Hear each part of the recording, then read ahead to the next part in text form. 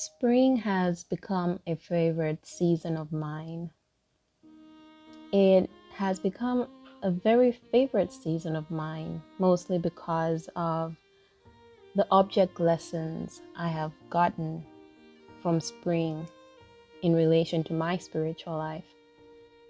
It amazes me how just a few weeks ago, everything seemed dead. The trees were dry, they were just barren, everything looked dead. There were not even any flowers by my doorstep. And next thing I know, the trees started budding, flowers blooming, and the grass was green again.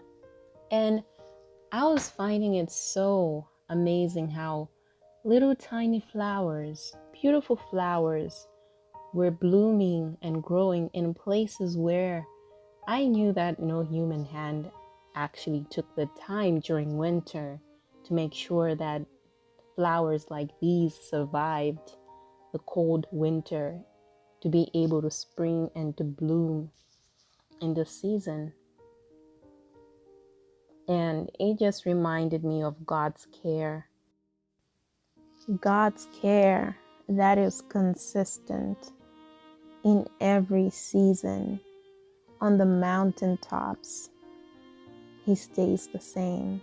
In the valley low, He never changes. In every season, His faithfulness remains. The goodness of the Lord remains. These are the lyrics to a favorite song of mine.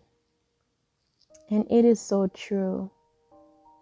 In our spiritual, physical, emotional, mental needs, everything, God holds it all together.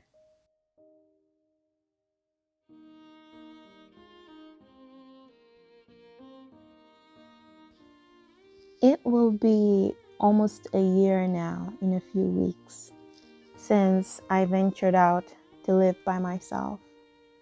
And of course, I did have my worries and my anxieties, but God has been so faithful.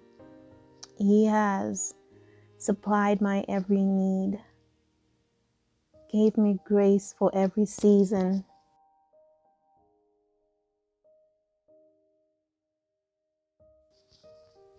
I was reading a devotional thought whereby the author captured the attitude that every single child of God must have when they are about to get into a new season in their life. It can be a season of joy. It can be a season of reaping, sowing, sorrow, whatever the case may be. And the author said, in no way is it enough to set out cheerfully with God on any venture of faith. We shouldn't just be happy and just be glad as we're about to set out on this new journey with Him.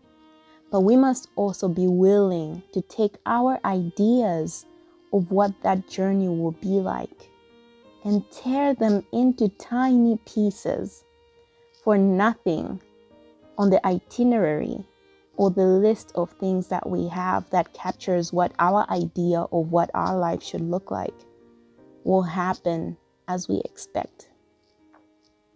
When you leave things in God's hands, when you say, Lord, let your will be done, His way of doing things, how He leads you, will always be an adventure. God will always lead us through paths, through ways that we never would have dreamed our eyes would see.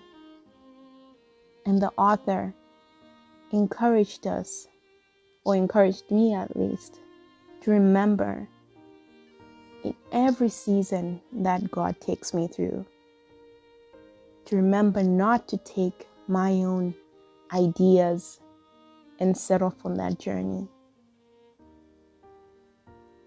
but to remember that God's ways are not my ways and His thoughts are not my thoughts. A few weeks after I had moved into my home, my pastor came to anoint my place. And I was so excited because I wanted to dedicate everything about this home to God. And she read 2 verses. The first one that I'll share with you is coming from Psalms 127, which says, "Except the Lord build the house, they labor in vain that build it.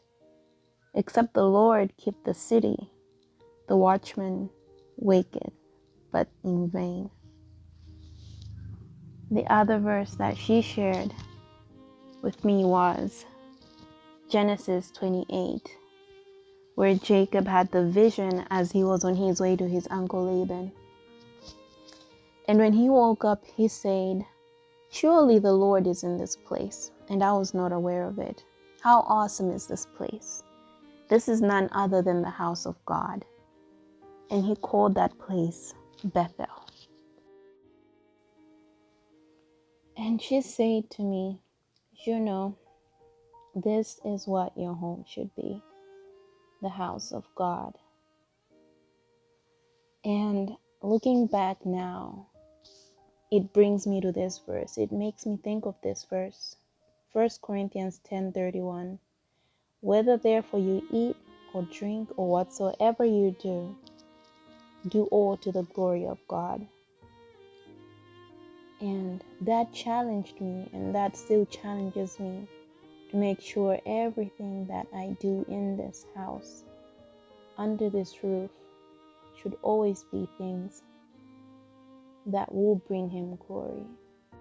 Whether they be things that are seen or hidden to men, but all should be for the glory of God.